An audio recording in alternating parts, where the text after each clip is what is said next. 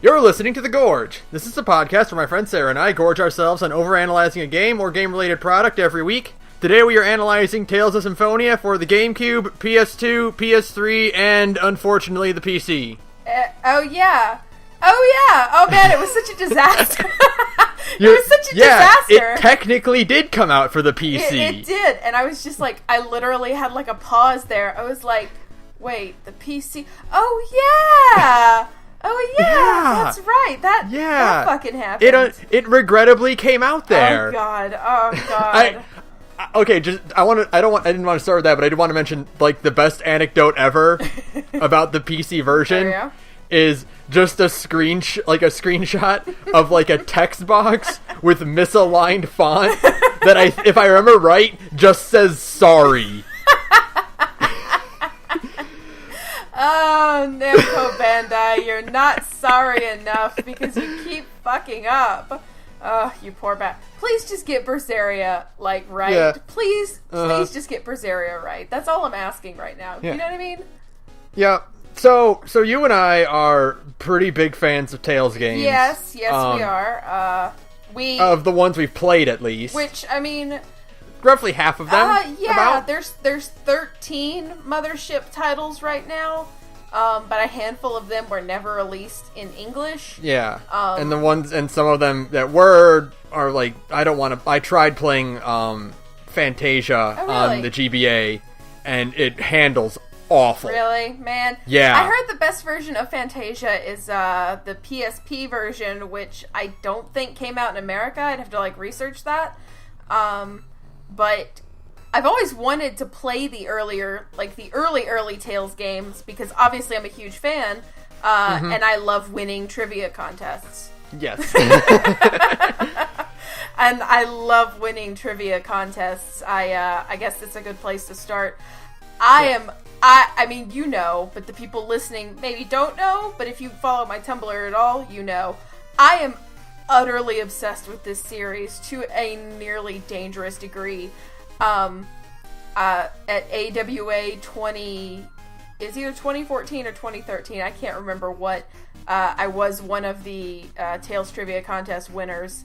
At one point, I answered a question so fast, I literally heard somebody in the audience go, whoa. And it was really funny. And I was just like, yeah, I really like these games. Because, they asked her they were like, what game, well, I guess, you know, what Tales game did they introduce the free run system in? Abyss, exactly, yeah.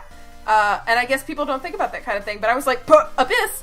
And then somebody went, whoa. And I was like, I really enjoy these games. Yeah. And I think I was thinking about this, and if I had to recommend a good, RPG out of the Tales ones, I would recommend Xillia. Oh, man. If someone wanted to get into the Tales series, I would recommend Symphonia. Symphonia is the primary starter. It's the ultimate starter Tales game, really, because it has everything that a Tales game needs without kind of the refinements, so that as you go along in the series, you can appreciate the system refinements that come with the later series. And then you can also realize, man, Zestiria is just really, really disappointing in that regard. Yeah. Whoops. But we're not gonna shit talk Zestiria today. No, we'll get to the later games. We're gonna kind of do an alternating schedule of Tales games of the 5 that we've played. Right. Is it 5? In order. Yeah. We're gonna do an alternating week thing for each Tales game. So we're gonna start with Symphonia today. And then hopefully, what I really hope happens is, with all these other games coming out, I really, really hope that Christmas will fall at the same time as the Xillia 2 hate cast. So that, my Christmas present will be my Christmas present to myself will be me clearing the air about how much I fucking hate Xillia 2. You know? Oh. Which, yes, again, that's... I don't want to get into that, but... I won't get into it right now, of course, but I will tell you right now I'm already taking notes. Are you? I'm so glad. I can't even... I still want to do the LP of us getting drunk and hating on Exilia, because I, honest to God, do think I could shit talk this game for 24 hours. Because I mean, we played Exilia 1 and we loved it, and we were able to talk about it and JoJo's Bizarre Adventure for 18 hours. I think we can easily talk about how much we hate Xillia and also how much we love JoJo again. Oh, absolutely. For 20 hours. And but we're not going to do that today. Yeah, today we're talking about Tales of Symphonia, which is like the primo starter Tales game, because it's everything that's good and fun and pure, and it's just everything that makes Tales games good. You know? It's the groundwork for all the future Tales games. Exactly. And it does everything. It doesn't do a lot of unique things, but does what it does really well. I mean, and the funny thing is, I wanted to bring this up at the beginning. It's funny for a game that I love so much. And I mean, my God, I love Tales of Symphonia. I've only beaten it twice. And I hate fucking playing this game sometimes because I've been trying to slog through a replay on the PS3 version because I do enjoy the PS3 version, but the problem is that I hate 85% of the dungeons in this game. Yeah, okay, we can start. One of the biggest things about this game that I think it does not do well is the Sorcerer's Ring mechanic. Oh God, is it not just a disaster? It's not good in this game at all.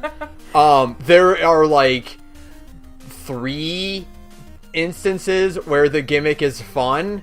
The Electro one is fun, where you shoot the ball of electricity to stun robots. That's pretty fun. That's pretty good, but it's in a terrible, terrible dungeon. Yeah.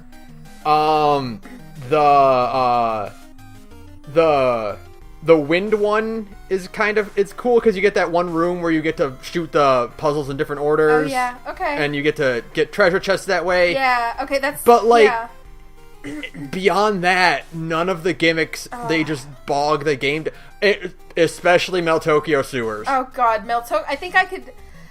I really couldn't tell you which one I hate the most, because, I mean, I could tell you the one I hate the most. Ymir Forest is the one you hate the most. Of course, everybody hates Ymir Forest the most. But other than Ymir Forest, like, when you tell me, like, which which Symphonia dungeon do you hate that isn't Ymir, I'm always like, well, I hate this one, and I hate this one, and I hate this one. Oh, and I hate this one. Oh, and I forgot that I hate this one. And then I go back and I play the game, and I'm like, God, I hate so many of these dungeons. And I'm like, wait, I thought I liked this game, and I do. I love this game. It's a really weird thing, because like the combat mechanics are really good, and like the overworld stuff is really good, and the going to towns are all really great, and it has such a great sense of direction, like progression wise. Like everything is in order, and you basically go in a big line, and everything makes sense and it flows. But the dungeons are, for the most part, just such a huge drag, and the biggest offenders are Ymir Forest, Meltokyo Sewers, and the Temple of Shadow. Temple of Shadow, and then, let me think, the other one, I hate the Lightning Temple. It's not awful, you can figure it out, but it's just not fun. It's easier in the GameCube version, because in the GameCube version, those rooms that are in darkness are not actually in darkness, and you can see where you're going. The PS3 version. Yeah, in the PS2 and PS3 version, they darken the rooms to make it harder. Yeah, they literally just turn the screen off, basically. Yeah. But like, I'm thinking, there's I hate Welgaia, or Welgia. I think it's Welgaia. I hate Welgaia. Yeah. I hate. Let me think. There's just not very good dungeons. There really is not. Hello? Can you hear me? Okay, sorry about that. Okay, cool. I was talking about how dungeons bad. Yeah, the dungeons are Dungeon bad. Dungeon bad. Not good. Which again, it really like, and it's weird because like the ones that I'm trying to think of the ones that are good, and like I know there are ones that I enjoyed playing, but I can't think of them. The Light Temple isn't like the Tower of Mana, the light. That one's pretty good. I like that one with the mirror gimmick. I really like the light reflecting gimmick in video games. Yeah, it's kind of like, it's not. It's all the fun of sliding block puzzles without actually being a sliding block puzzle. Exactly, and they're never too like. It's an easy kind of linear thinking thing, you know what I mean? Like, that's a good puzzle, because it's like, all you can go like, well, I need to get this thing from here to here by making these mirrors rotate, you know? It's a good, Yeah. easy, not easy, but you can wrap your brain around it, you know what I mean? Yeah. But, like, there's that, there's, like, the early temples are actually all pretty good. The water temple is good. The fire temple is super easy, so it doesn't count. Balacroft Mausoleum, which is the wind temple, it's pretty good. Now those are simple ones, and I'm sure somebody will be like, "No, but fuck off!" No, they're just no. The later ones are and just that's terrible. The problem is that like the reason is that like because the gimmick isn't a good gimmick. No. The swapping of the sorcerer's ring is not a good gimmick No. because you don't get anything that's fun to use. Yeah, it's just not fun. There's a lot of backtracking. There's a lot of just what do you do? Nothing is telegraphed well. It's all really poorly designed, and the enemies respawn, which makes it even more annoying. So it's not even like I'm gonna clear this room and solve this puzzle. Fuck no, they keep coming back. I would be more forgiving if you didn't constantly lose the ability to stun enemies when your sorcerer's ring changed. Oh, I know. Oh my god. There's so many like annoying things. If it still had that ability, I would be okay with the dungeon. Oh! I remember another dungeon I fucking hate. Kavar's goddamn ranch. Yes! Wait, no. Is it Kavar's ranch? The one with all the fucking teleport thingies? Where you... Yeah, no, yeah, oh yeah, that, okay, that's the other point I wanted to bring up, is I can't fucking tell the villains in this game apart. Oh god, Kavar's the one that killed Lloyd's mom. Yeah, okay, yeah, Kavar is the... Well, you rot in hell. Come on! Yeah, that one. Okay, yeah, okay. So, yeah, his dungeon's terrible with the teleporting pads. Oh my god, because it's so easy to get confused, and I do every time. I hate it. So, and yet, here I am. I mean, we're 13 minutes into this, and I love this game. Even with the... Tales... Go ahead. And the reason is because the dungeons are like a very small portion of what the game actually is, and that is just a really solidly built JRPG. Yeah, exactly. It is so, like, it's so well done. It's very well rounded. The story is good. It's kind of cliche, but 15 years ago it wasn't. And the thing about Symphonia is that it's kind of the game's kind of overall theme is really sort of like a affectionate mockery of a lot of JRPG cliches. Oh, yeah, absolutely. I feel that. You've got your chosen one, you've got your hero spouting goofy lines, you've got, the standard sage type character, you've got, a prophecy and Luke, I am your father, all those things. You've got all the JRPG like tropes. Punch, hits and punches, and then it's like, but they kind of make fun of them a little bit sometimes. I think they do a good job of kind of, if not outright subverting them, then certainly kind of putting a new play on them, you know what I mean? Yeah, dude, when the reveal, because like when you first play the game, you're just like, oh, it's basically just Final Fantasy X. Right, yeah, absolutely. And then you get to the Tower of Mana, and you're like, oh fuck. Oh man, it's so like the Tower of Salvation is such a... Salvation, yes. Tower of Mana is a different dungeon. Yeah, Tower of Salvation. No, I got you. Don't worry. I got you, bro. I understand you. The Tower of Salvation is such a good reveal. Like, that whole... Yeah. And I knew it was coming because I had an asshole friend who spoiled all of Symphonia for me. So, but... But for me, but even I got punched in the gut. I know, and even knowing it's coming, the setup is so well done that you're still like, oh, motherfucker, And it's like what we talked about a while ago. Literally, motherfucker. No, we talked about how in Bioshock 1's reveal is a big twist is set up really well because it's subtly revealed and you might notice something a bit odd, but you don't know what you're noticing. It's the same thing here where you get lines like Sheena saying this world will be saved. Yeah. And you get like little hints here and there and you're like, well, that's weird, but you don't really pay attention to it. Yeah. And then it hits you and it all folds together and you're like, oh shit, now everything makes sense. I know, and it's all like really... I don't know. And then you have like 3/4 of the game to play. Oh wait, by the way, there's still a ton of video game left. Sorry guys. Like, yeah. I do love how much video game is packed just into the first act. The first area before the Tower of Salvation, that could be a sizable JRPG in of itself. Yeah, I mean it's That's like 15 hours. It is. if it's your first time going through it, yeah, that's easily like 15 hours, which is pretty good for an RPG. I mean, it's pretty good for like a modern game. Maybe not, you know, 15 years ago when RPGs actually meant something. But, you know, these days, like, yeah, that's a pretty decent-sized video game right there. And then you're like, oh, wait, fuck, what?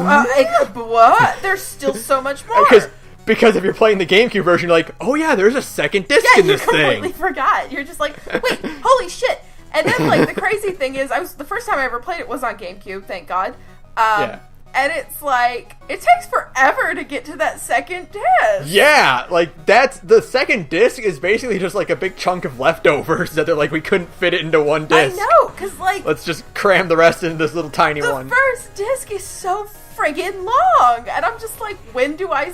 After a certain point, because I think you gave me that game, because you were just like, please just play this fucking game. Yeah, I bought it for you. You're a good friend. It was a Christmas present. And then... Yeah. And, I mean, I just remember, like, playing it, and after a certain point of me playing this first disc for, like, 30 goddamn hours, I was like, okay, so that's second disc is just, like, bonus stuff, right?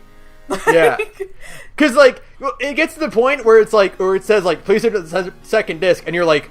What? Yeah! Oh, that's right! Oh, right! Yeah, there's a second disc? Wow, okay. And just, like, man... Symphonia is so good. Okay, I don't even know where to start. I don't really know like where to even start because we kind of got like my major beef with like the game itself out of the way, which is its horrible dungeons. So like I think we should start with what I think is Tales games in general strongest points. And that is the cast of characters you get are always incredible. Always the best. No matter what happens, no matter how weak the plot of a Tales game is, and I'm looking at you, the third act of Vesperia. No matter how much the plot is, you play Tales games for the characters because they have such great dynamics, they have such great strong personalities, there's a lot of growth in all of them. They're all fun to interact with. They all have bonus side quests attached to them. Everybody's fully realized. You get a really good idea of their likes and dislikes. And they basically feel like people instead of just like cardboard cutouts fulfilling a specific role in a JRPG, which is sometimes what you feel in other games. A Tales game never really has that feeling. No matter what game it is. And I will even include Tales games I've never played. I could probably assure you that for however terrible, let's say, Legendia may or may not be, I assure you the cast of characters is probably awesome. Yeah. You know?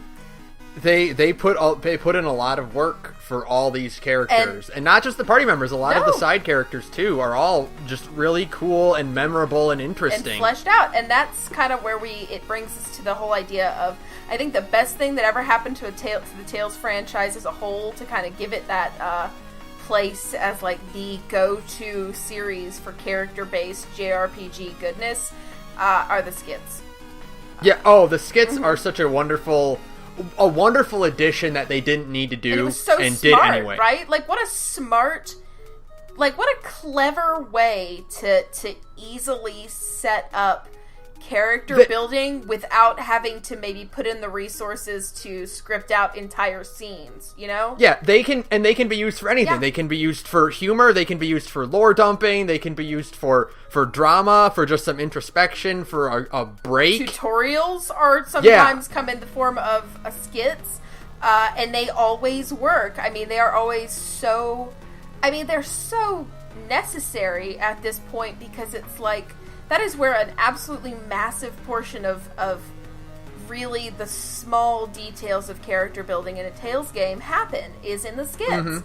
And they're always really fun. Like they're even you think like even in like Symphonia, where it's just, you know, because Asteria's and Grace's have very nice skits.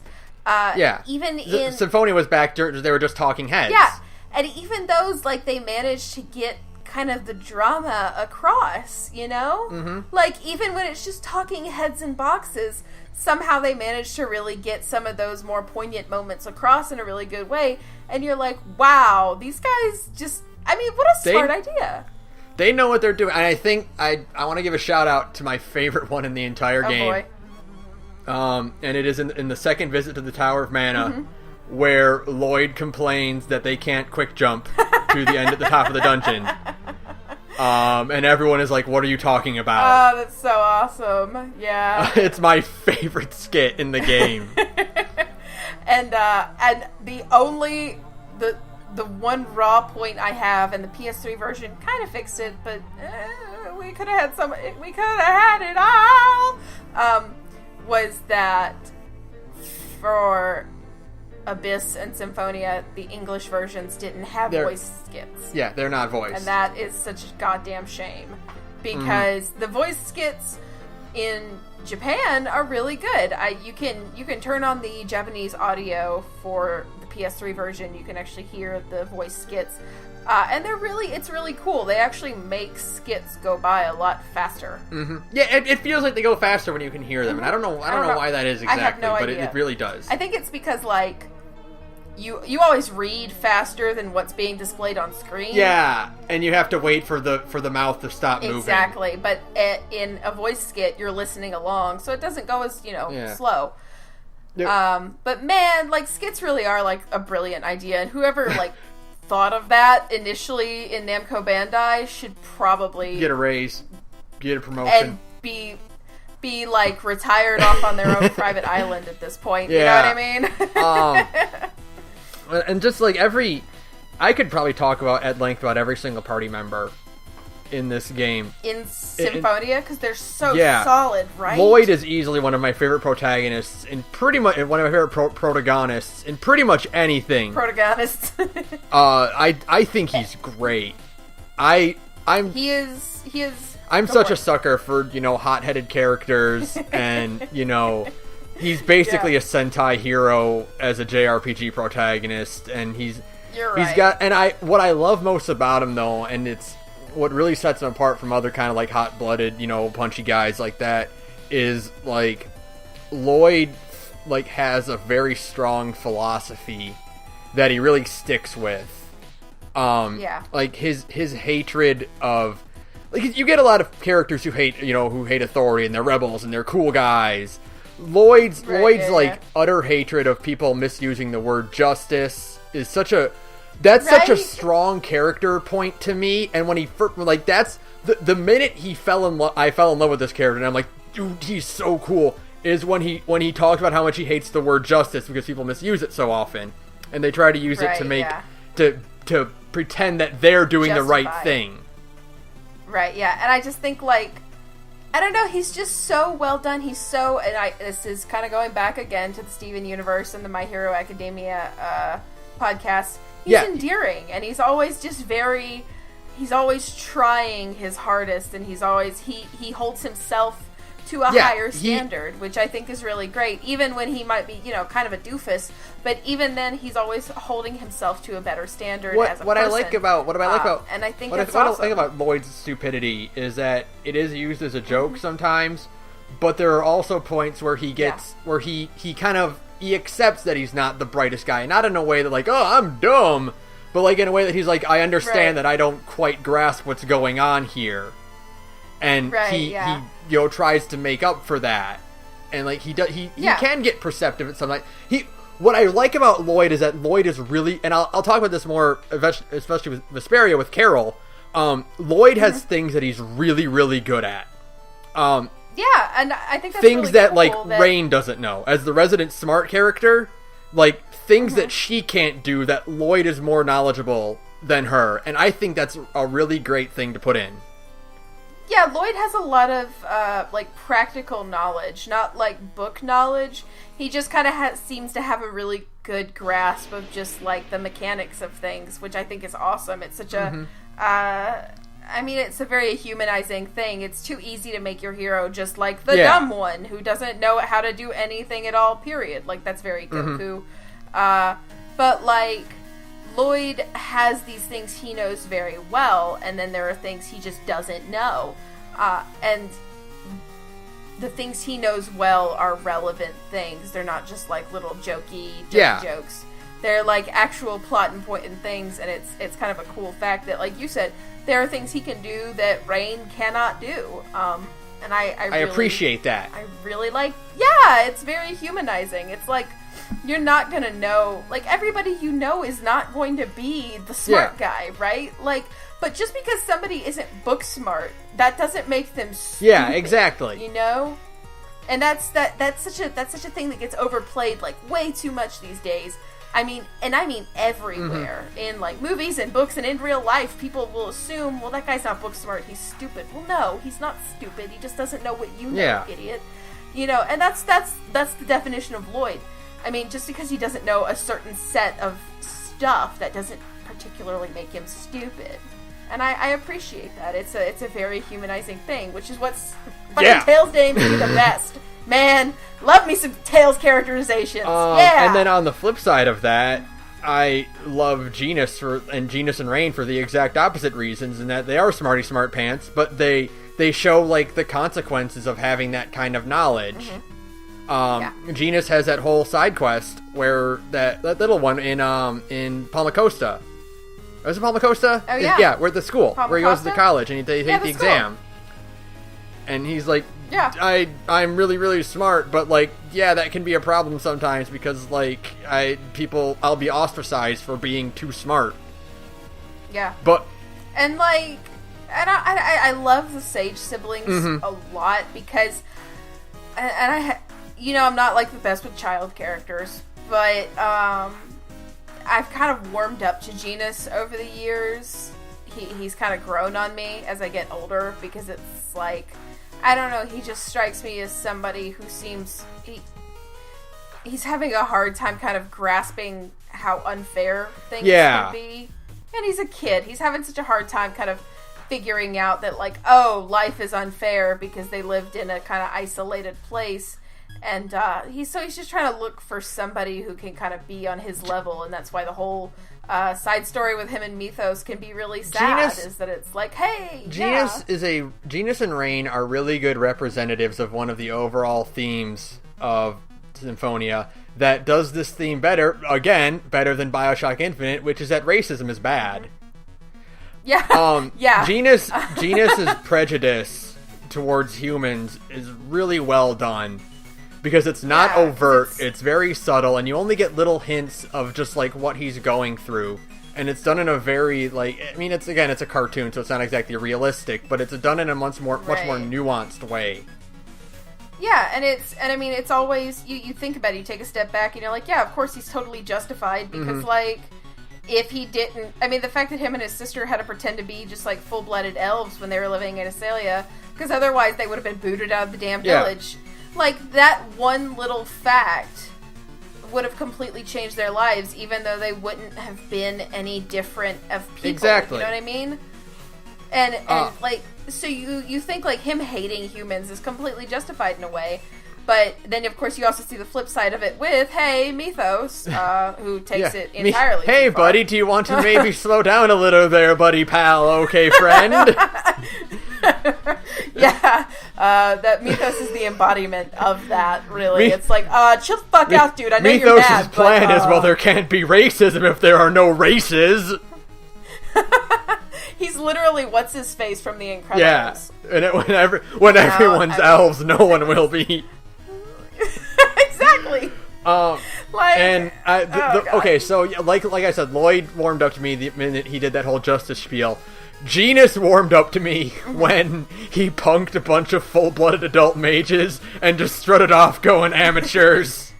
Amateurs, yeah. Oh, man. I'm like, okay, he can be a little shit sometimes. I love this kid. Alright, you shit kid. You can stay. You shit kid. And you know me and child characters. I know, you guys had a messy breakup, you and child characters. I know, I did. Me and child characters had a rough time, man. You don't know what I went through! And then Elise came along. And then Elise came along! Oh no, don't get me started! We'll get to her in a couple weeks, but, no, totally understandable. And then, so speaking of characters that you absolutely adore, hey, let's talk about Kratos. Yay! I love this asshole so much! Oh, he's such a great character. He is a really, really interesting character. I like that Miyajima, or what's her first name? Shit. The writer for Tales of Symphonia is named Miyajima. Miyajima, I don't know how to say that name Japanesey enough. But she's awesome, by the way. She's just, like, a really cool person if you ever read anything that she has to say about, like, writing for games in general. She's just really cool. And I like that she kind of really made a good effort to push, like, the similarities between Kratos and Zelos, and not just their names. And the fact that they're redhead, you know, redheaded magic swordsmen. Traitor assholes. Yeah, I mean, they're just really good characters, and I feel like, you know, when you and I talk about Symphonia, we don't talk about Zelos enough because I'm too busy screaming about how much I love, like, Lloyd and Regal. It's hard because there are 9 party members in this game. There's so many goddamn party members in this game. What the fuck? Chill! This is why later Tales games have so few. They're still trying to make up for Symphonia. It's great because, like you said, Kratos and Zelos are both, like, two sides of the same coin. They're both kind of the traitorous characters, and they're both kind of suspicious, you know, activities. They're both involved with the main villain in a way.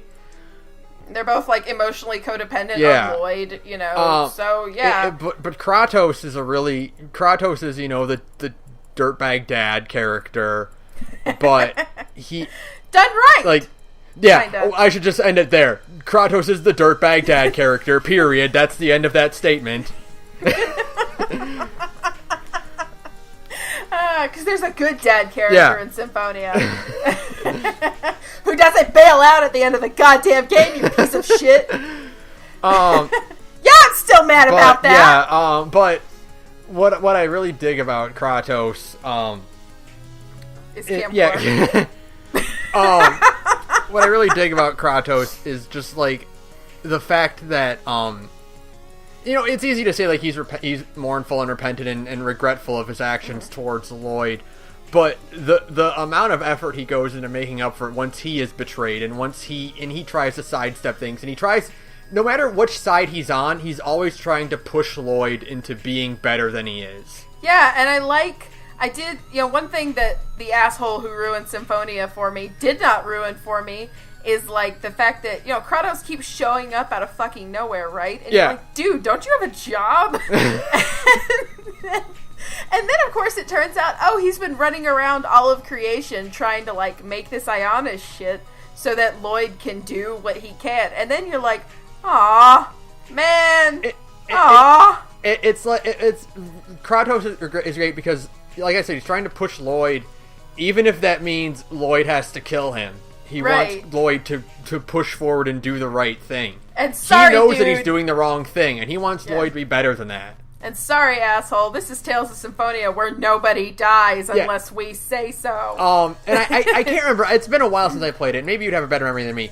I don't think at any point in the game, or maybe he only does it like a little bit, he never tries to get Lloyd on his side.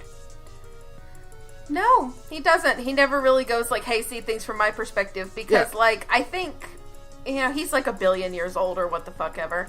And I think after a certain point he does, like, acknowledge or knows that, like, yeah, what I'm doing is actually kind of fucked up, which is the whole place Lloyd came from in the first place, but, you know, tragedy.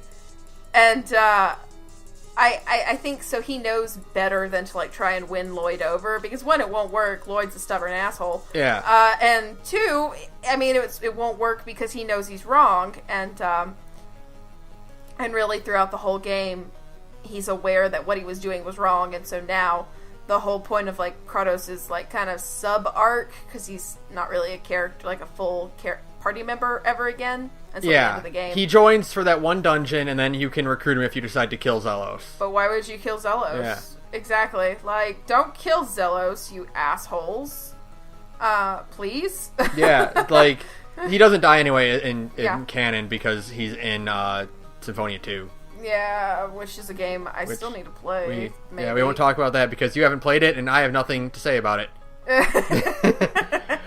It's a game that probably didn't need to exist. Yeah. And then, but again, on the flip side, Zelos is the same thing, where he has the same kind of character arc, where you get to that point in both their character arcs where they basically say, hey, Lloyd, here's your chance to put me down. Right. And if you do, I won't blame you for it. Yeah, because it's like you're completely justified in it, dude. Like, I am, in fact, a giant asshole.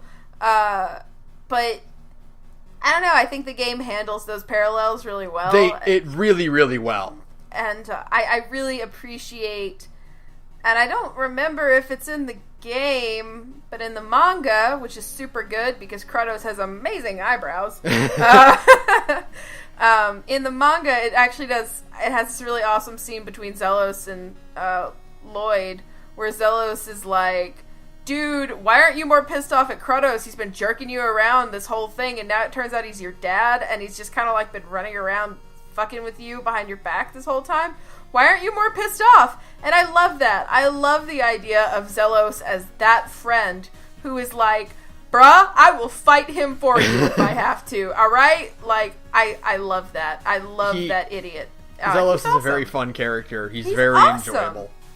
And I feel like I was saying, we really don't... We don't talk about him a lot because there's so many fucking characters in this game. Yeah, unfortunately, I do kind of put Zelos lower on the spectrum of characters I absolutely adore to ones that I only adore slightly less.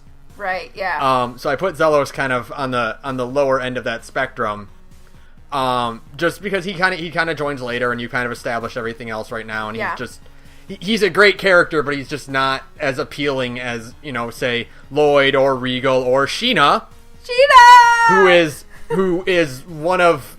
I love that girl. I love the idea of a character. Like, you don't see a lot of characters done as well as Sheena, or that kind of archetype. That is, like, the clumsy sort of... ball of anxiety. Yeah, anxious character like that. Usually you get like the klutzy one who's kind of a ditz, Wait, we do have that one, but we're not talking about her. Yeah. But Sheena's great because she has that self-anxiety, that self-doubt. Mm-hmm. And in a very endearing and real way. And Sheena, now that I think about it, Sheena's like anxiety and her self-doubt issues are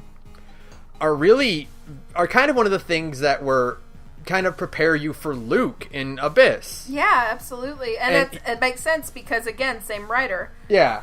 And but Sheena's like her she doesn't quite respect her own abilities. Yeah. She needs time to grow, and she has a lot of she treats herself poorly. Yeah. And she has that one skit that I love more than anything, which is kind of when you first get to Meltok, or you first get to Tetheala, right? And Colette's in a coma. She should have stayed. we'll get to her. Where Sheena, like, cause in that timeline, Sheena had pretty much just joined the party, right? And during the skit, she's like trying meditation to get Colette to wake up.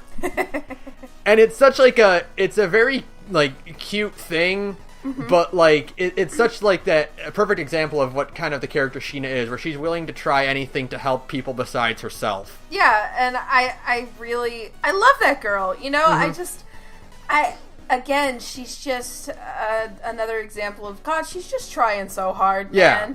Yeah. And she can't catch a break, and she's just really cool when she really steps up. I love whenever she gets frustrated, especially with the summon spirits. Like when she gets frustrated with Gnome and she doesn't complete the speech because he thinks it's dumb, right? And so she just kind of yells at him, and it's just like blah blah blah, whatever. I love the part in I think probably the best, and of course it's the best part because it's basically the culmination of her character arc in a way.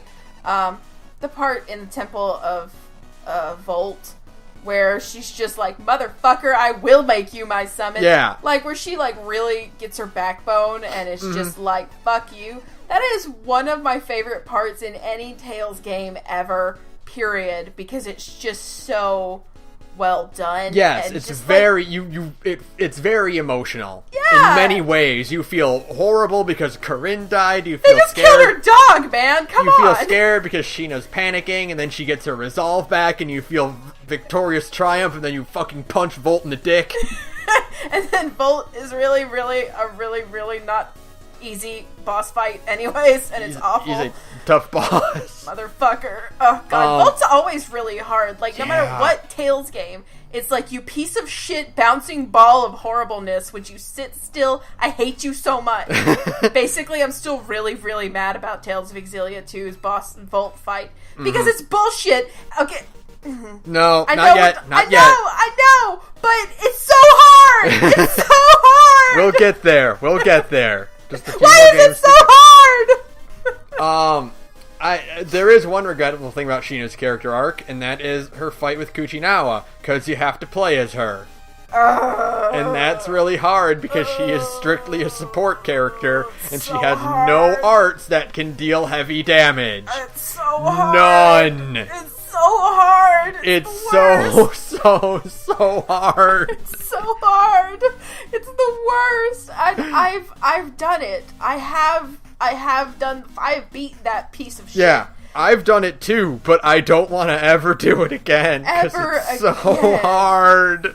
Why do Tales games that are strictly party-based games insist on one-on-one duels? I don't know. It always happens too.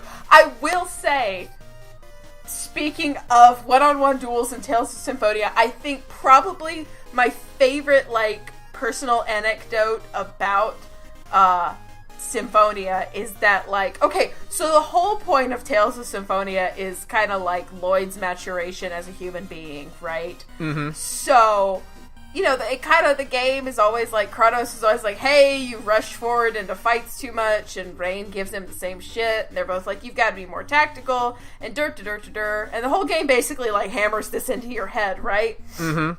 So then the first time I ever fought Kratos, I will admit that when it comes to games like this, my strategy is not strategy. It's hit them as hard as I can and see who's left, Because in Tales games, you have support characters to heal you when you rush in headlong. Exactly. And it works for me. I mean, I'm pretty good at these games. Listen, if I can beat the Golden Mage Knight on, I think it was Unknown. I don't know anymore. If I can beat the Golden Mage Knight, goddammit, I can do anything. So I'm playing Symphonia, and I'm yeah, let's do this, Kratos, I'm gonna fuck you up. And of course my instinct is to just run forward and go charge, and then, fuck things up. And I got my ass handed to me in 3 minutes. So you gotta think that through. Yeah, so then I literally had to, live through this whole, training montage in my head of Tales of Symphonia, where I went, they're the best around, in my brain. And I was oh, I've got to be tactical about this. Yeah, you've got to be they've smart. Been telling me the whole game. I'm so stupid. And then I did. And it actually turned out to be really satisfying because, I was really, putting that block button to work and stuff. And I was, canceling attacks and doing all this stuff. And by the time I was done, I was yeah, I'm a badass! It helps because that one-on-one duel is the character you've most likely been playing as the entire game.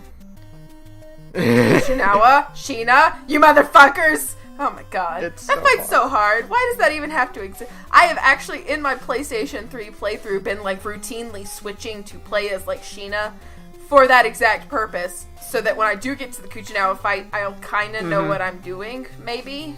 Yeah. I won't know what I'm doing. I will die 300,000 times and then just go level grind until I can just brute beat force him with a stick. Yeah, just brute force it. You know what I mean? Speaking of brute force, I want to talk about my second favorite character in the game, Regal. Oh, yes. There's one thing I want to say about Regal that I love the most about his entire character. Is it? What is that? That's the second one. I don't know why that line gets a lot of shit, because that is such an in-character line for Regal to say. Regal's such a melodramatic bastard. Ridiculous. I know. I love you, Crispin. But no, my favorite thing about Regal Bryant, my favorite thing, he has no personal stake in the final battle whatsoever. There is one reason that he is with Lloyd's party, and that is that if the world ends, he can't sell things anymore.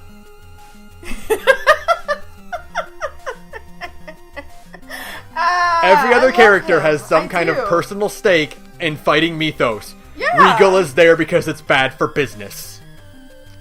Exactly, and it's just,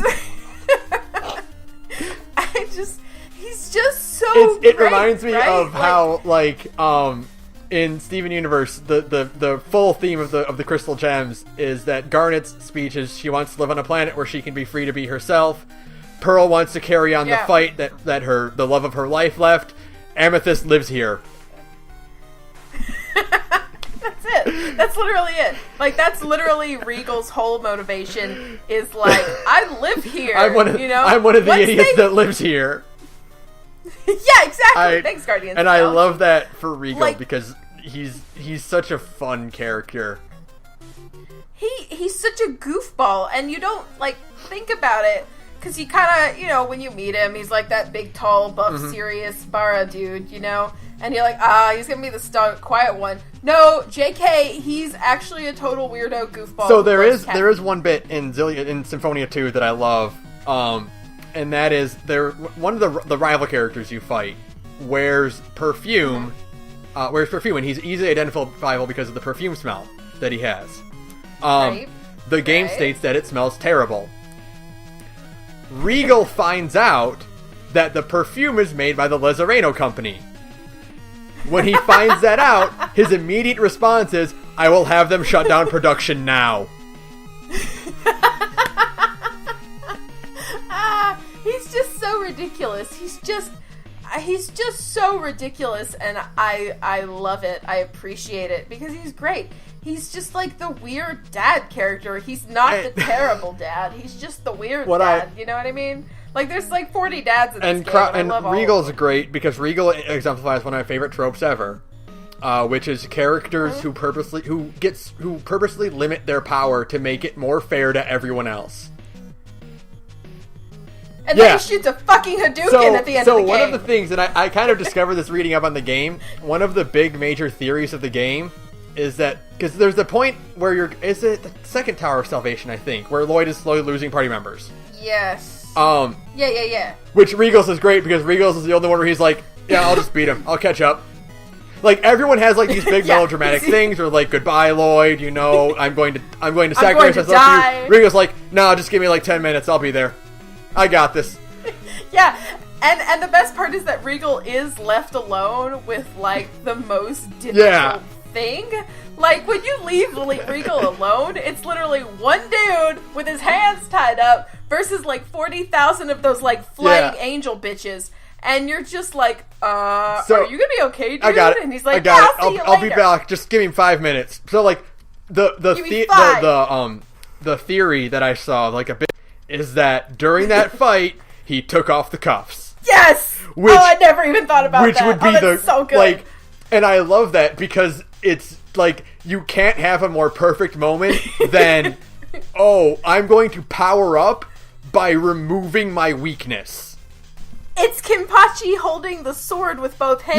Yeah, holding with two hands, or taking off the eye patch, or... Yeah. Or, like I told you earlier, like Cody in Street Fighter, where he could be literally unstoppable if he took the cuffs off. But he just chooses not to. And so, like the idea of Regal just taking the cuffs off, and then Saitama One Punch Man just blasting an army of angels into dust. I've never been more surprised in that game. And there are a few moments in that game that somehow were not spoiled for me. But, like, the one thing that shocked me the most in that, and I think I even texted you when it happened, was I texted you with just, did Regal just shoot a fucking Hadouken? And he did! He's just like, well, these bars aren't actually a human being, so I can do this! I can do whatever I want. And then you're like, what? And that's when you realize that Regal could solo the entire game if he wanted to.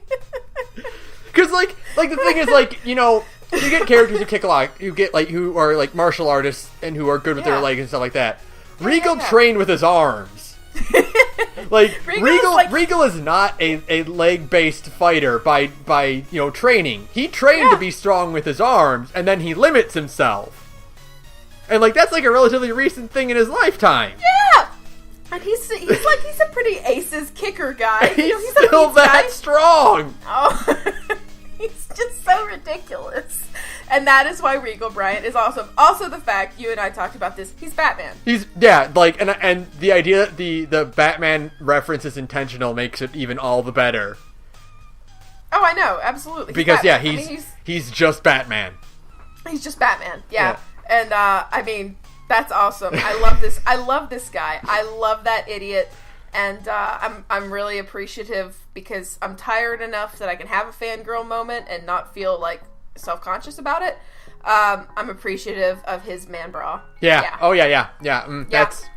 I just wanted to get that out of the way. I appreciate Regal Bryant's man bra. There is a theory that is a standard prison outfit, but he's just that big that they had to modify it so it would fit him.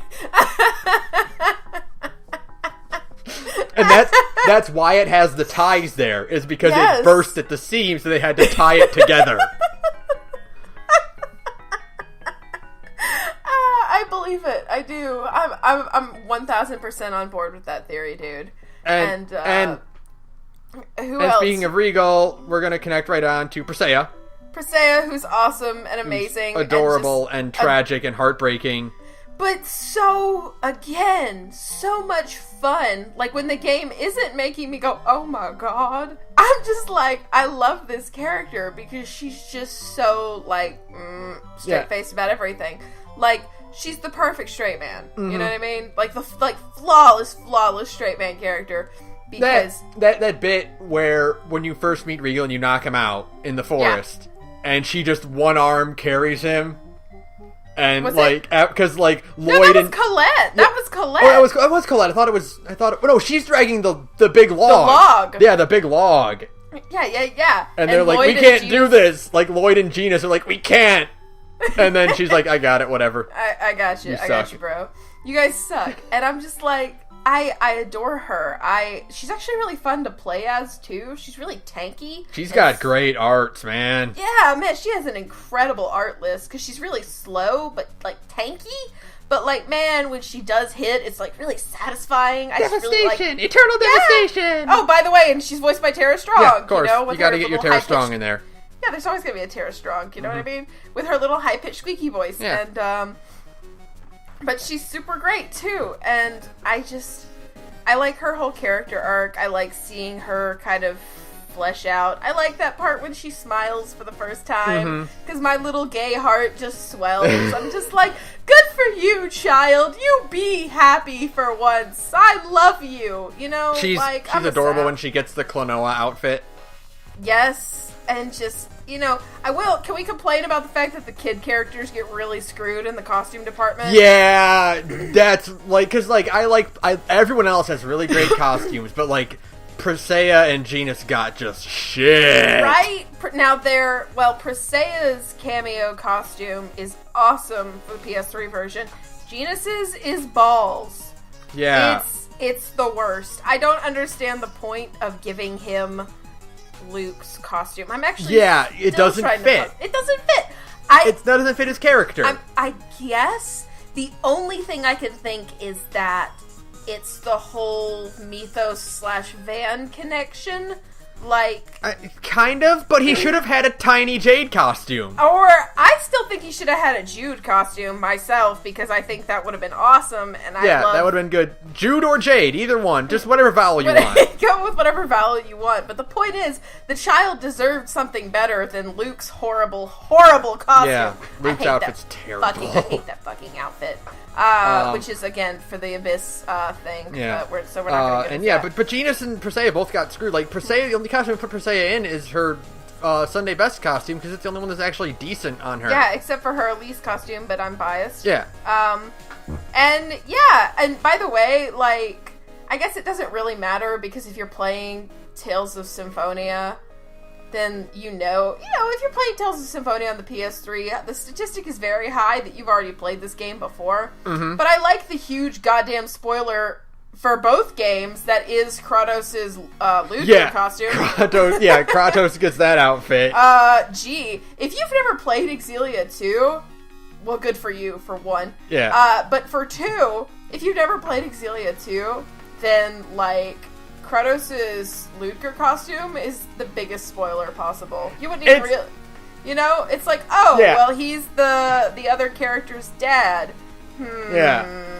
And it's and on that same note, the fact that in Xillia 1, Alvin gets Kratos' costume. Oh my god, right? And it's just like, gee, I wonder what character this is. I have no... By the way, and I'm gonna do it, I'm bitching about Judgment right now, my friend. I hate that fucking costume. It's the ugliest goddamn piece of disco bullshit ever. I also do not like Kratos' Disco Fever suit. His Disco Fever Kingdom Hearts bullshit. Do you remember? It was posted on 4chan a lot. The every JRPG ever comic, where everyone kind of looks really weird. And they like do all the cliches, and like the villain is like a big pretty boy, and he's like, I am here with angel wings and also disco shoes. And like that's clearly whoever drew that comic played Symphonia, because that's Mythos. And it's like, I am not understanding your weird disco aesthetic for your crazy religious cult, bro, but it's got to die. What's weird is that the Grand Cardinals don't look like that. I know! It's only Mythos and Kratos wear the weird disco costumes. Everyone else, like all the angel minions wear like angel robes. Like all of the Grand Cardinals wear like militarized outfits or like mercenary outfits. Even crap, what's his name? Ewan wears a cape. A cool outfit. Like a cool cape. Yeah, Ewan's outfit's really cool. Okay, here's the other thing that fucking baffles me. One, that Ewan, Kratos, and Mythos have been wearing the same goddamn outfit for 4,000 fucking years. Well, models are hard. Like, guys, please, just find something new. Move on. It was 2001. Making models is hard. I know, but also, like, do you really mean to tell me, according to the anime, that absolutely god-awful piece of shit Kingdom Hearts disco nightmare bullshit that is the Judgment outfit was the outfit Kratos wore when he was a knight? Are you serious? No! Fuck you! I refuse to believe it. I absolutely 1000% steadfastly refuse to believe it. I love Ufotable more than I love anything. But no. This off-brand Evangelion plug bullshit. Suit. He wears the costume you see at the Halloween store that's like Kid Robot Pilot, and it's like Shinji's outfit, but like not. Yeah, it's awful. I hate that fucking and bringing it all back around just like 2 seconds.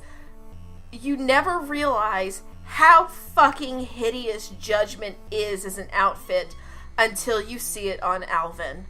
Like, that, like, seeing it on, like, those little cutesy chibi models, you're like, okay, I get why it exists like that, because it's like, well, you've got these teeny tiny models, so you need to make the outfits really kind of different to make them stand out. You know what I mean? I get that. It's the Mario thing. And then you put it on Alvin, and you're like, oh god, no, this is just disco stew. It literally has, if you look at it, it just has a giant blue diamond right on its crotch.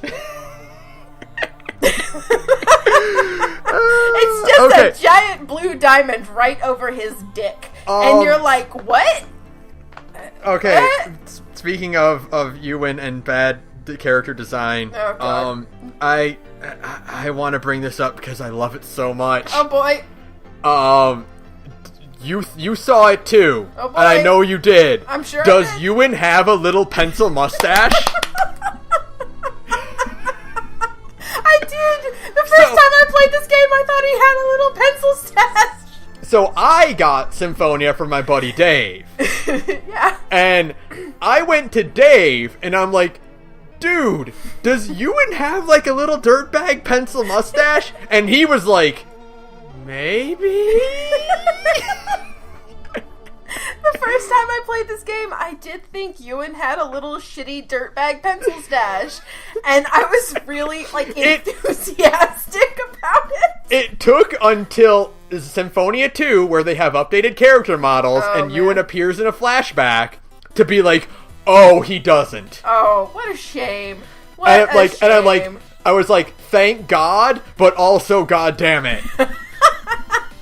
It's so sad because it's so ridiculous. Like, if anyone listening to this who didn't see it, play the game again and look real closely at his model and be like, yeah, he kind of has a dirtbag pencil mustache. He's got a dirtbag stash.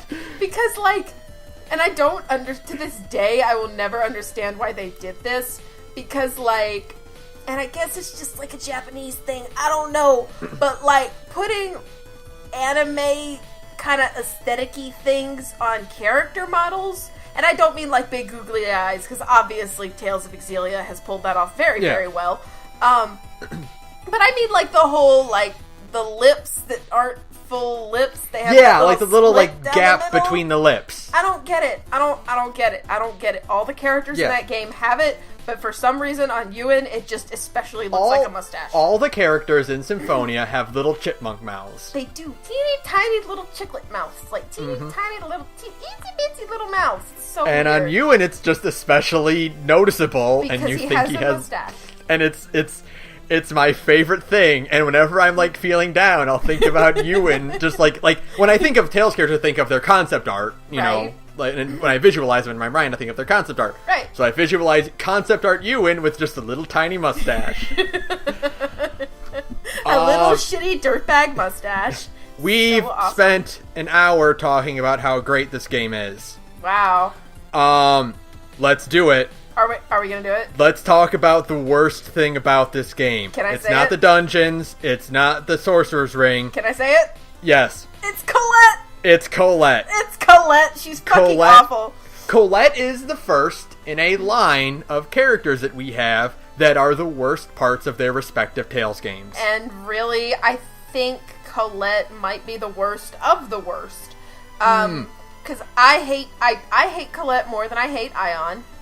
Which really is saying something. It's very close. I think Ion wins out, and I will tell you why, and this is all I will say about her. Colette at least has something, and that is Colette loves dogs, and Colette had that bit in the castle where she pretended to be an angel of death. Okay. Colette has that. Ion has that. Nothing. Ion really has nothing. The only thing I could maybe say that Ion has is, like, that one moment in where he, like, finally flexes his fucking muscle as the Pope, you know?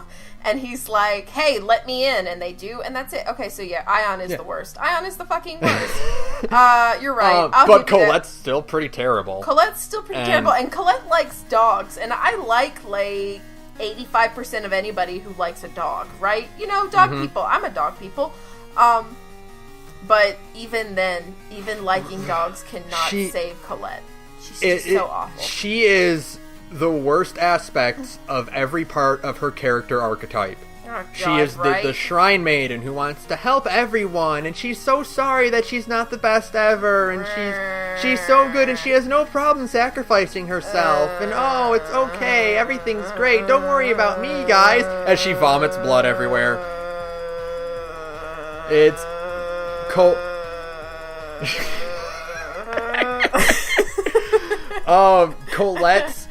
Colette's inability to ask for assistance literally hinders the party's progress in significant amounts. I know. Listen, Colette's inability to just go, hey, my arm is turning into a rock is literally the reason I have to put up with the fucking Ymir Forest, and for that reason alone, I'll never forgive her ever.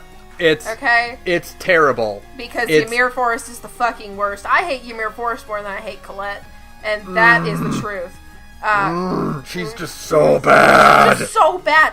And I really, really hoped at some point I would warm up to this character. And I did too. I had, me, I will talk myself out of hating nearly anybody. I was able to find out by searching my soul and having a come to Jesus moment that, in fact, Natalia is the greatest character in the Tales series. We'll talk about the turnaround on Natalia. Oh, yes. But, I had a come to Jesus moment, and I realized, oh, wait, no. Natalia is actually the greatest character ever. I'll fight you. I even learned to like Ivor, and that is the only good thing about Exelia, too. But Colette, I can't do it. I cannot find a single thing about Colette that I like. I thought, maybe as I get older, like with Genus, I'll get older. As you replay the game and you see it in a new light, maybe you'll appreciate her more with hindsight of what happens in the story. No, you hate her more. You hate her more because you get older and you're like, bitch, just say something, motherfucker. Because when you replay the game, you know when she's lying. And it's so fucking annoying. And it's just like, all of her little fake cutesy bullshit is just the most irritating thing. We talked about how Sheena does like the clumsy character really well. It's funny because Sheena has that moment where she trips on the trap door and everyone's like, oh my god, did she actually do that? But that's funny. But the fucking setup for that is that Colette goes, whoopsie! Yeah. And you're just like, I hate you, I hate you, I hate you. Have I mentioned that I fucking hate you? Slapstick is funny. When Colette does slapstick, it's not funny. It's the cringiest thing ever. I get so much, like, secondhand embarrassment from Colette's bullshit, slapstick, clumsy nonsense that I can't even... I have to, like, look away from the screen. I'm just like, who thought this was a good idea? Okay, so I mentioned earlier how the early game is basically Final Fantasy X. Colette is 1,000 laughing scenes. She is literally just one long laughing scene for like 40 hours of gameplay. The best part of the game is when she can't talk. Oh god, right? Couldn't she have just stayed that way? Colette was at her absolute best when she was like some sort of bullshit nightmare fuel. And she had those glowing red eyes and she couldn't talk. And she couldn't talk. Creepy and she couldn't talk. And she couldn't talk. Man, wasn't it great when Colette Remember that time when she was kidnapped and she wasn't in your party? That was great. Man, that was amazing. Or how about that time when she was possessed by Martel, so she wasn't actually Colette? Yeah. That was pretty awesome, right? Remember when Colette wasn't Colette? Man, that was awesome. Remember all those fucking times she gets kidnapped because she's an annoying piece of shit character who I hate? It's just... And it's annoying because the fandom loves her. I know. I don't get it. It's baffling to me why they would attach themselves to this character who is so cliche. And in a game, the game has such great characters. Tales games have such great characters, and we didn't even talk about all of them. Yeah, and then Colette is such just cliche, poorly written, just garbage character. Just bullshit, garbage, nonsense. Just everything that I literally hate in like that standard. I was hoping that if I played it in Japanese, maybe I could find the appeal. Fuck no! Her Japanese voice is actually more annoying than her English voice because it's that weird, breathy, girly nonsense garbage that... Yeah. Or it's like, what did you jog to the studio? Like, have you been jogging this whole time behind my back? Take a fucking breath, girl. It's terrible. I don't get it. I do not get the appeal of this character. She's not cute. Her character design isn't even that good. She has the worst costume of them all. Like, she's got. Her outfit's terrible. It's a bag. It's a bag. She wears like a big grocery bag. And this is a game where Genus literally has like shorts up to his nipples, and I still think that Colette's outfit is worse. This is a game where Rain wears a poncho, and Colette's is worse. A poncho and big fucking fishing pants, and still Colette is worse. I mean, yeah, I hate. It's just so annoying it's. So there's a difference between hating a character because the game wants you to hate them and hating a character the game is trying to force down your throat. Oh god. And because Colette's the chosen and she's important and everyone has to love her, we have to put up with all the characters fawning over her and no one calls her out for her bullshit. They just they create excuses and they try to gently let her down and no one ever tells her to shut up. Oh, just shut the fuck up, please. Just stop talking. Like, and she's not even a good party member. Yeah! Her fucking steal rate is absolute bullshit, for one. I mean, it's completely worthless. I was trying to do the crafting thing in my PS3 playthrough a little bit more. Because, hey, turns out with crafting, you can get some neat things, right? But that means you've got to use fucking Colette. Yeah. And I realized, you know what? Yeah. I don't care. I'll be alright. I will be alright. I don't need that sword that badly, as it turns out, because I don't want to fucking use Colette ever. She's terrible. She's just annoying. Her steal rate sucks. It's really slow and shitty to play as her. I don't understand how a character who is supposed to have these agility-based weapons that are like throwy, spinny, disc things. I don't even know. Like, how is that character... How does she play so slow? Like, I don't get it.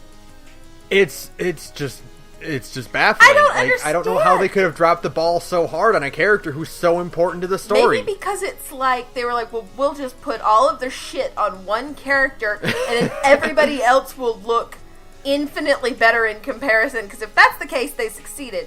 Because next to Colette, everybody looks awesome. And I mean, fucking everybody in that game. I like Mythos more than I like Colette, and Mythos is off his fucking goddamn rocker, man.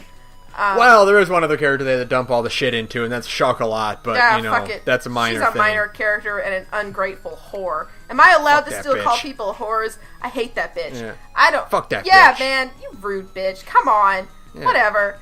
Go fuck yourself, Chocolat. You stupid... Yeah, no, I'll stay with the kidnappers, yeah. Oh, well, I hope they turn you into a fucking power rock, bitch.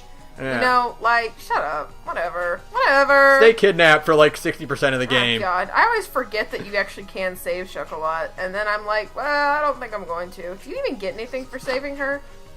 I think it's mandatory. Is it really? I think you run into her when you're exploring one of the dungeons. Man, and then, nobody cares. She's out. Whatever. Yeah. Can we just leave her behind? Please? The point is that Colette is terrible. She's awful. And she is a dark spot on this otherwise fantastic Fabulous game. Fantastic game. Terrible heroine. I don't understand how that happened. But whatever. It's okay. It really feels like she got kind of shoved in, because it feels like Sheena was supposed to be the chosen one. I mean, she kind of technically is, considering the fact that her being like a summoner, like the only summoner, is kind of the reason they were able to pull the two worlds together in the first place. Yeah, you know what I mean? It's just weird that, like, they divided the duties up like that, because usually you'd expect in a game like this that she would, like, the summoner would take on the role of uniting the worlds and all that, and, you know, being the chosen one. I mean, that is Final Fantasy X. Yeah, but, like, it's just, like, in general, like, summoner-type characters are usually, like, special ones, like, chosen Final ones Fantasy like that. IX, you know? Yeah. But, like, no, they just divided those duties up, and it's weird, because after a certain point, Colette's actually really useless. Yeah, Colette's status as chosen kind of drops off and stops being as relevant because she becomes more relevant as Martel's vessel. But and then after she's like succeeded at that, or she's fulfilled that purpose in the story, Colette just kind of stops doing things. Like, she just kind of stops being there. I mean, literally after a certain point in the plot, I kind of forgot Colette was there sometimes. You know what I mean? Like, she's just that irrelevant, and I know, because the cool thing is, thanks to the affection system, which is awesome. If you, at least if I'm remembering this right, depending on who like Lloyd is the closest to, they're the one that Mythos possesses. Yes, that's right. So like, even then, at that moment where it probably should have been like Colette's moment to like be important by being kidnapped again. Ugh. Yeah, you can subvert it by having him possess someone else. Exactly, somebody more likable, you know, like Sheena. Like Sheena. Which is, you know, that's how it should. That's how God intended it to be. God damn it. Yeah. But I hate Colette. I really, it's not fair. It's not fair. It's hard. Sometimes just playing the beginning of the game is really hard for a lot of reasons, but Colette's pretty high up there. You know what I mean? Just because she's so annoying. She's just so annoying. I can't get over it. I don't understand how a character can be so annoying in both languages. That's what really blows my mind. And she's really and she's annoying in the anime. She's like tolerable in the manga because she doesn't say a lot, and she's kind of cute. Like the art. And you can skip past her pages. Yeah, and her art is cute, so you're like, okay, I don't hate you as much. And then you play the game, and you're like, I remember. It's all coming back God, to me. No, make it stop. Oh God, no. Oh. Yeah, it's awful. Like war flashbacks whenever she's involved. The ad that just popped up on Skype, you should know this. I know this is like a really random non sequitur. I just looked at our Skype screen, and it's literally like this horribly drawn anime chick that's pregnant, and I don't understand why.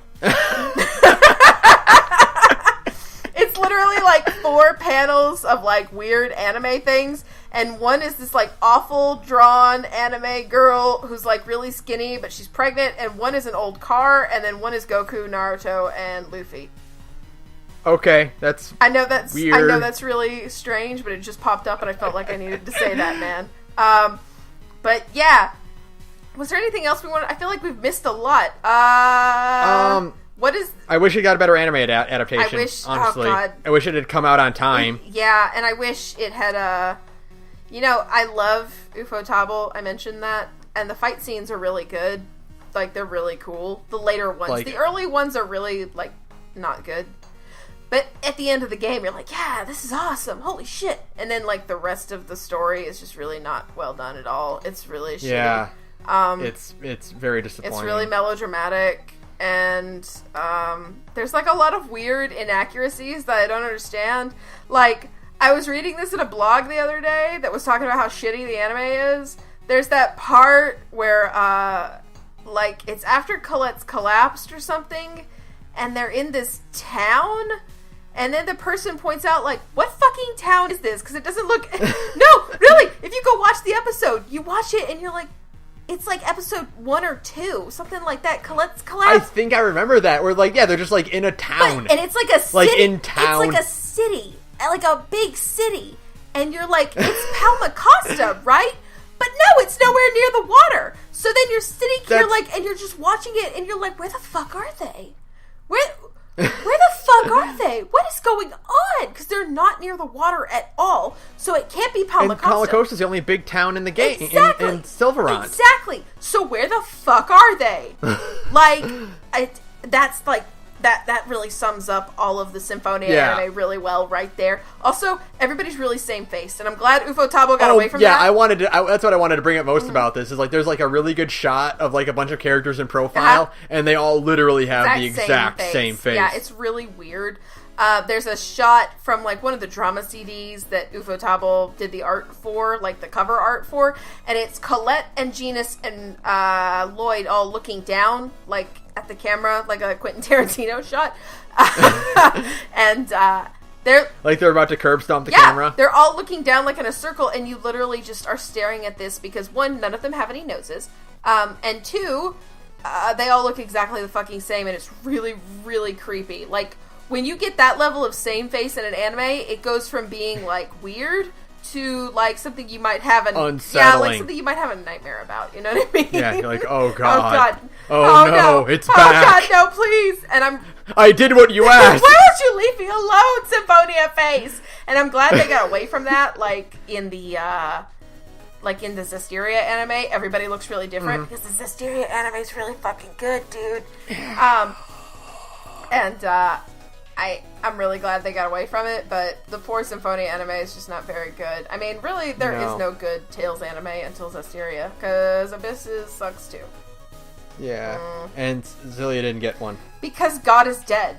Yeah. But, oh wait! And Vesperia got a movie. Well, that movie's really good, though, so I guess that doesn't count. I mean, yeah, Vesperia's movie's really, really good. What are these... But, like, it's Symphonia, like, there are a few other little points I wanted to bring up. We talked about it earlier in the beginning, how, like, this is a good starter game for fans like that. I honestly think that the combat mechanics in this game are probably my second favorite of every Tales game I played. Except for Xillia, holla. Yeah, well, Xillia's the best, course. And then Symphonia, I think, is beneath that. Second best, absolutely. Just because it's really... Like, one of my major problems when I first played Vesperia, for example, actually when I first played Vesperia, I guess I shouldn't even say for example, is that Vesperia it has a really good combat system, but it kind of feels a little sluggish. You know what I mean? Like, sometimes... It feels like there's some hitbox dissonance. Yeah. With Vesperia. And I don't know if that's just the way the animations play out, or the hit sparks or whatever. It just feels like the hits aren't quite there. Like, whereas Symphonia, you get that nice, chunky slashing sound when you make contact. Yeah, and it's like, I press the button and the thing happens on screen at the exact same moment, and that's all I ask, really. Especially in an action-based game, where that's kind of important. Lloyd's art sets are probably among my favorite. Yeah. I love the setup I usually run with, which is, his standard is Sonic Thrust, his forward is Dire Fang, his up is Tempest, and his down is Sword Rain. I love that combination. It works really well for me. It's the best. Sword Rain, he gets Sword Rain Alpha? Yeah. Sword Rain Alpha and Sword Rain Beta. And he gets a few other really great ones. I always map, especially in the PS3 version, you also have the shoulder buttons to use. I map the Tempest to one of those, actually, and it's really great. So you can just click the trigger, and he tempests his way across the screen, and it's awesome. The dual, like, the Tekken and Strike system is really cool. It's really smart, yeah. And it really encourages multiple playthroughs. Yeah, because you can be like, some characters' art lists really don't change. I think Regal and Presea are relatively unchanged based on Tech or Strike, so I usually just make them Strike. Genis and Rain are really different. really altered by it. Yeah, which is really interesting. I mean, why would you ever go with Rain anything that isn't Tech? Yeah, why you would put Rain on Strike is I have no idea why, because why would you choose significant mass healing over complete single healing? Yeah. Or the other way around, yeah, like you can Strike has full heal for single characters, but you could just have her cast Nurse, which is good enough. Yeah, and she gets revitalized at the end of the game, which is awesome. Yeah. Like, the only reason you would even want to maybe keep... Like, the one reason in my PS3 playthrough I'm going to put Rain on Strike for, like, a very short period... Well, I don't know. Now that I think about it, she gets, on her tech path, she gets Ray, which is awesome. But on her strike path, she gets Holy Lance, which is also awesome, but doesn't do but only does like a damage to one. Yeah, single target damage. Thank you. That's my English. But I've never seen her use Holy Lance in this game ever, and I just really want to see it.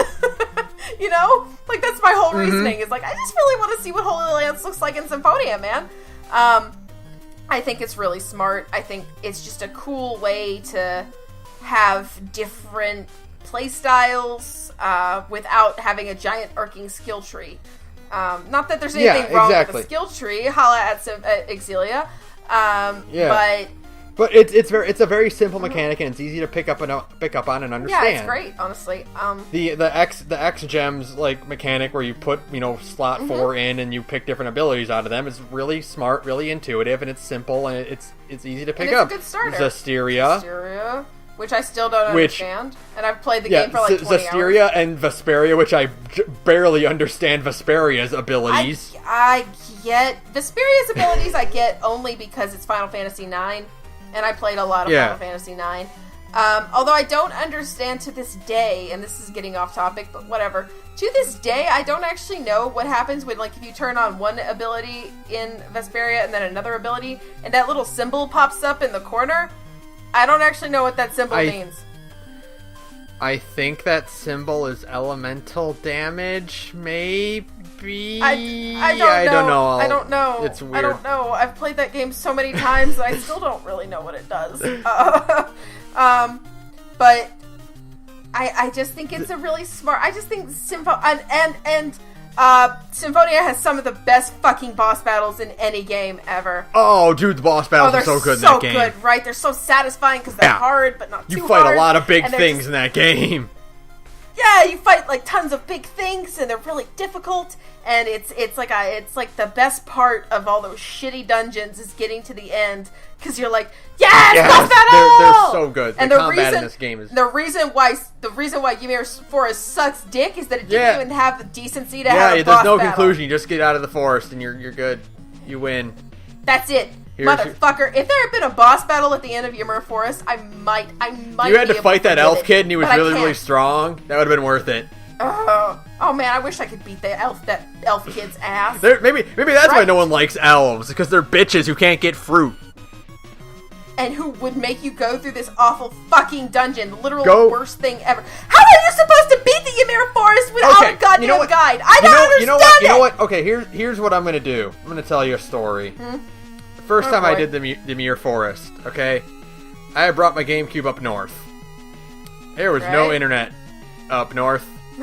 I was in the Ymir Forest with no internet, no walkthrough, no guide, nothing. I had to beat that thing by myself.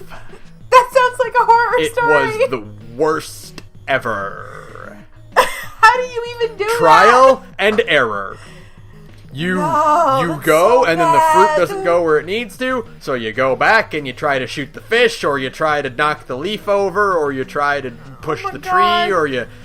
So you can get to the fun fucking part of the game! It's... The Ymir Forest is like someone's like, hey, what if we suddenly turn into a point-and-click adventure game? Oh my god. And except it's not even a good point-and-click adventure game. It's like... I mean, that is like that's like a video game dungeon out of nightmares, because there's no real internal logic at all. Like, I don't understand it. I don't understand. Why are the dungeons in Symphonia so fucking bad? How are we back at this conversation topic that we started the goddamn podcast Because it's worth with? repeating that some of them are not so good. Play Symphonia, the dungeons are terrible. You should play this game, I say, and then tell them to go just get a fucking guide. I literally, if somebody told me, like, I beat Symphonia, but I used a guide to get through the dungeon, I'd be like, that's understandable. Okay. I completely understand. Like, 1000%. play Symphonia, the dungeon sucks, but then you get into a fight and you're like, oh, it's really good, though. I can hit the things and they go real good. Oh, man, you hit so good. Oh, it's so satisfying. Yeah, man, it's so good. Like, I really... I just really like... I think there's also, like, I want to mention a few, like, little bits. I love the Rain's implication that she can't go see the unicorn. I love Rain. Because, like, she's telling it to a bunch of kids, and she's just like, because I'm an adult, unicorns can't go near adults. Yup. That's totally how it works. Yeah, it's adults that can't go near unicorns. No, I love Rain. We didn't even really talk too much about, like, we Rain. talked about Genus and, like, Rain Genos. a little bit, but, like, Rain's really great. She's such a... Rain is such a good character. Rain, the only tragic thing, and the thing I really wish that, like, Namco-Bandai would pull their heads out of their asses about, Rain is technically the oldest female playable character. Yeah, It's because... weird. It's weird. I mean, I guess technically Edna and Lila in Zestiria are older because they're thousands of years old, but fuck you. But, like, yeah. Lila looks 18 and Edna's a lowly. Fuck you. I don't know. I thought Lila was, like adult aged. I don't know, but she's still younger than Rain, probably, like, physically. You know? And it's weird. Well, right? No, okay, guess not. Never mind. Milo's 20, that's right. Okay. Milo's you're 20. right. You're right. Rain is, like, 26. the oldest female character. That's weird. Like, really? That's just... We have, like, a 62-year-old. The time is now for an old lady Tales character. To be fair, like, they only just now got away from old male characters being above 35. In their 30s. Oh, yeah, Regal's such an old man. He's 35. Go fuck yourselves. I'm 28 now. Gee, well, I'm no. The worst is Raven. Raven's 35, and he's like, oh, I'm an old grandpa man. I'm a grandpa man. See, when Jade does it, you know he's just being an asshole. You know what I mean? Jade is 35, and he's like, I'm so old. Oh, look at my busted-ass knees. Oh. I'm so old as I push and pull this box with one hand. But then Raven's like, I'm legit old. And, like, everyone else is like, look at this old-timer.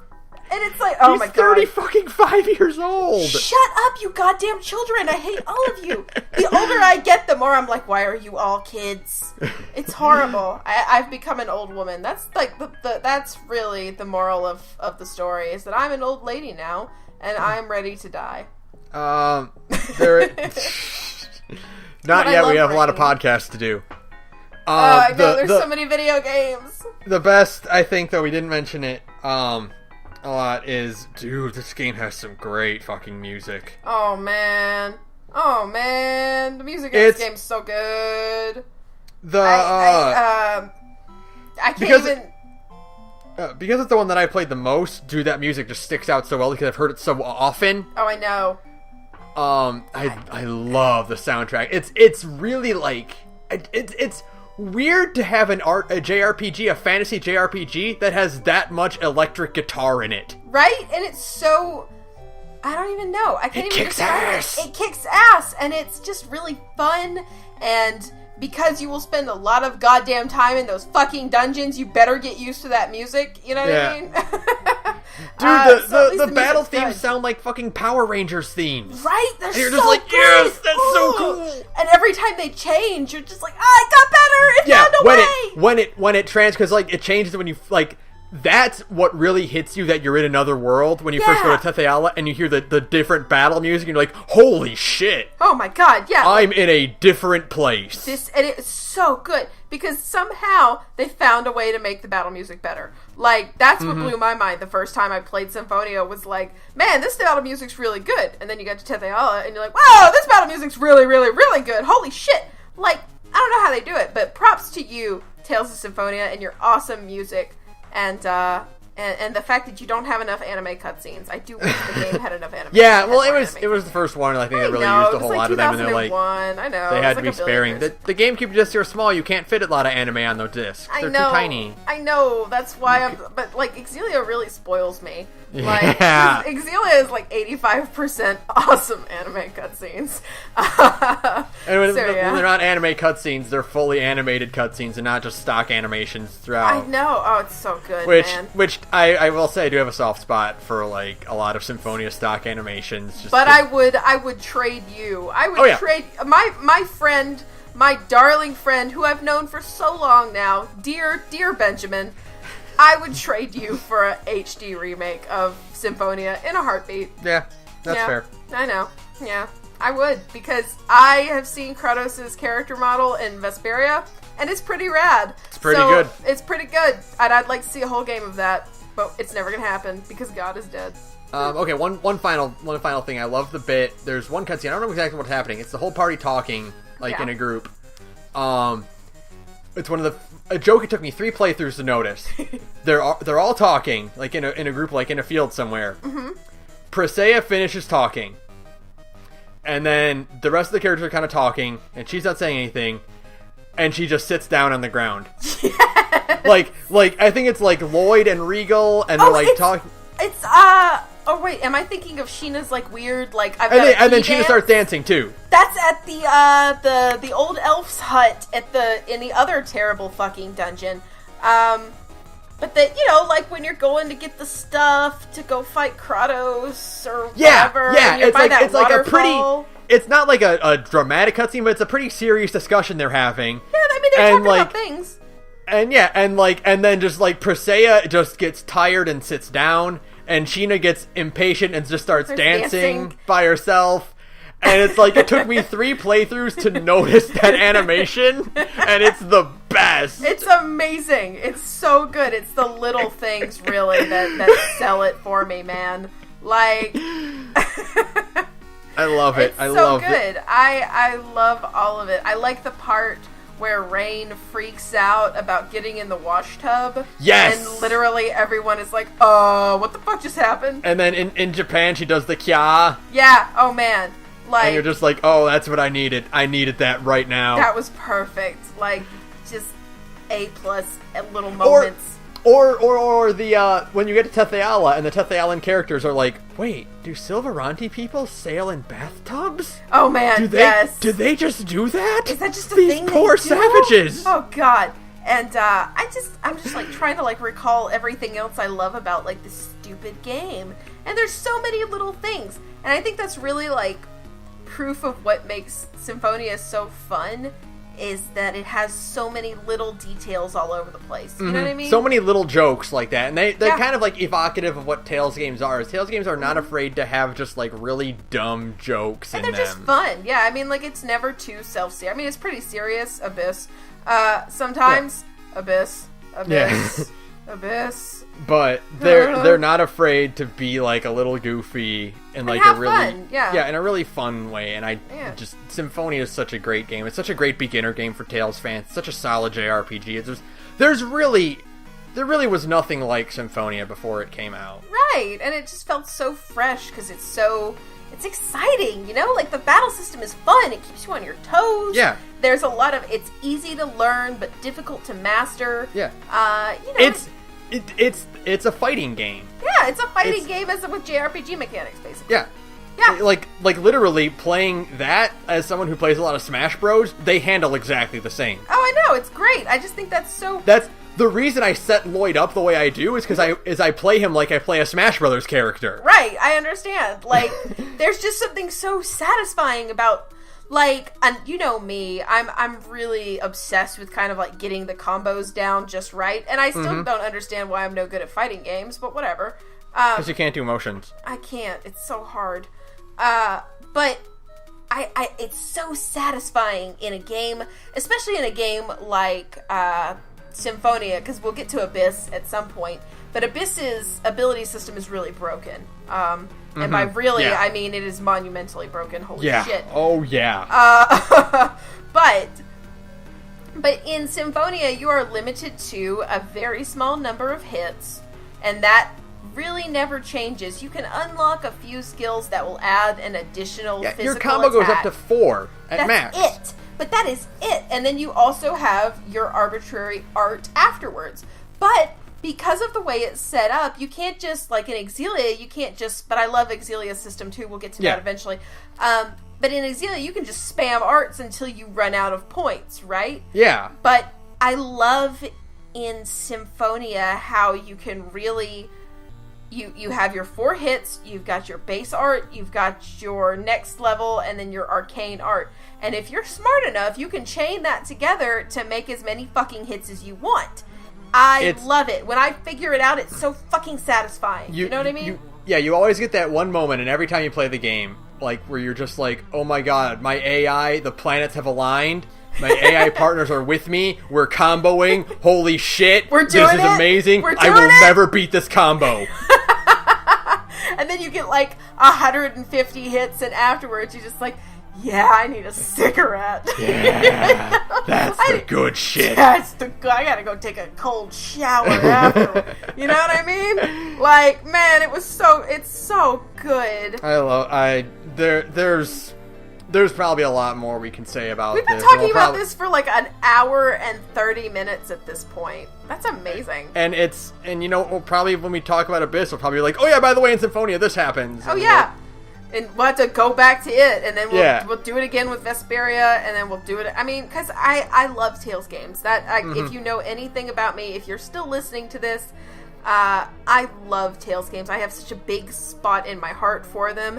And this poor bastard who I'm talking to right now is the most patient person on the planet Earth for, like, really just, like, cramming it down my throat. We'll get to Vesperia. When we do Vesperia, because we'll get to the story, because Vesperia was the first. This one was my first, and I borrowed it from my friend who's like, dude, you gotta play this. And I played it, and I fell in love with it, and I'm like, this is it. I'm in. And I have a story about Vesperia too, like playing it for the first time, which kind of ties into this. So we both kind of have like a really soft spot for that. Right. But like, just Tales games are they're so good. They're so fun. Good. There's really nothing like them. It's so true. I mean, you know, there are other games that try to be Final Fantasy, especially with the advent of Persona 3 and 4. There have been games that have been really desperately trying to be Persona. But all of them, you know, there's really and a few games have succeeded. There have been a few genres, some little offshoot games here and there that have succeeded in kind of copying that formula. Yeah, but I can't think of any other JRPG that does what Symphonia, what Tales games in general do. So well, yeah. Yeah, I can't even think of one that like even comes close to it. The only one I can think of that comes kind of close to it, and even then it has a completely different mechanic, is Kingdom Hearts Chain of Memories. Yeah. But like that again has a very different mechanic wrapped around it, and beyond that, like I can't think of any other JRPG that even comes close to the core mechanics of Tales games. And it leaves you so spoiled afterwards because Tales' battle system is so satisfying. Even like the not great ones, like I'm not like crazy about Zesteria's. It's fun, but it's not like my favorite. Even or like Abyss, which is kind of sluggish, you know.